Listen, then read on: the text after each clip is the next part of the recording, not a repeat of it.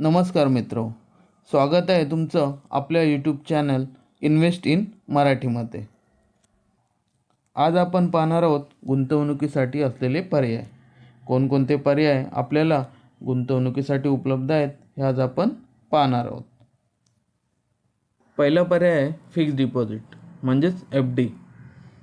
FD आपण bank किंवा post ऑफिसमध्ये ओपन करू शकतो.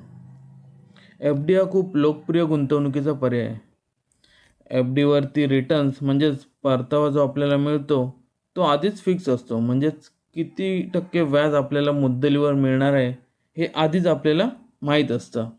FD आपण कमीत कमी 7 दिवस ते 10 वर्षापर्यंत ओपन करू शकतो.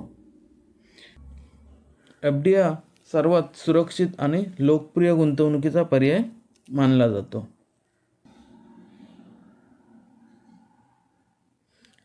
दुसरा पर्याय आपल्याकडे उपलब्ध आहे तो म्हणजे गोल्ड, सोनं. सोनं हा खूप जुना आणि लोकप्रिय गुंतवणुकीचा पर्याय आहे. आपण सोन्याचे दागिने बनवतो, कॉईन्स विकत घेतो किंवा आपण गोल्ड ETF मध्ये पण इन्व्हेस्ट करू शकतो. तिसरा गुंतवणुकीचा पर्याय तो म्हणजे मालमत्ता, रिअल इस्टेट. आपण घर, दुकान, जमीन यांमध्ये गुंतवणूक करू शकतो.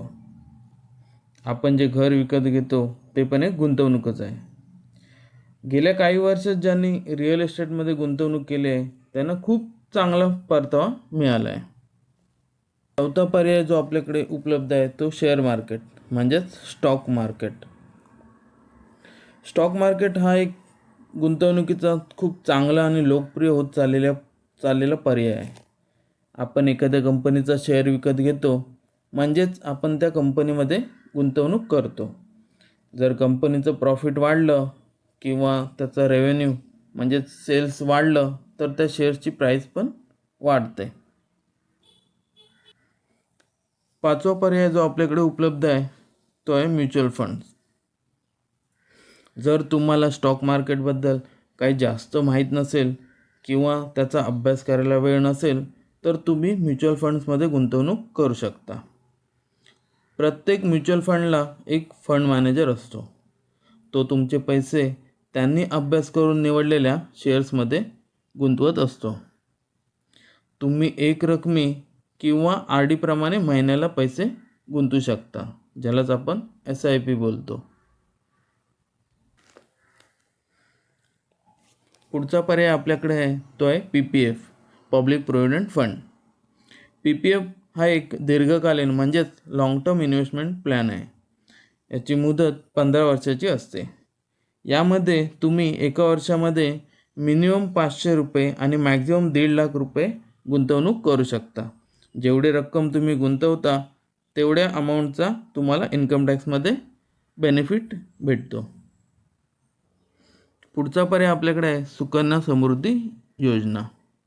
तुमच्या घरात जर 10 वर्षापेक्षा लहान मुलगी असेल तर तिच्या नावावर तुम्ही सुकन्या समृद्धी योजना अकाउंट ओपन करू शकता. यामध्ये मिनिमम तुम्हाला ₹250 आणि मॅक्झिमम ₹1.5 लाख एका वर्षामध्ये गुंतवणूक करू शकता. आणि जेवढी रक्कम तुम्ही गुंतवणूक करणार तेवढ्या अमाऊंटचा तुम्हाला इन्कम टॅक्समध्ये फायदा पण भेटतो. पुढचा पर्याय जो आपल्याकडे उपलब्ध आहे तो आहे ज्येष्ठ नागरिक बचत योजना म्हणजेच सिनियर सिटीजन सेव्हिंग स्कीम. ज्या नागरिकांचं वय 60 वर्ष पूर्ण झाले ते या स्कीममध्ये गुंतवणूक करू शकतात. कमीत कमी ₹1000 आणि मॅक्झिमम ₹30 लाख गुंतवणूक आपण या स्कीममध्ये करू शकतो. ह्या स्कीमची मुदत 5 वर्ष आहे आणि आपल्याला ह्या स्कीममध्ये इन्कम टॅक्समध्ये सवलत पण भेटते. तर असे आपण आज गुंतवणुकीसाठी आपल्याला उपलब्ध असलेले काही पर्याय आज आपण पाहिलेले आहेत. तर व्हिडिओ आपल्याला आवडला असेल तर नक्कीच लाईक करा आणि चॅनलला सबस्क्राईब करा. धन्यवाद.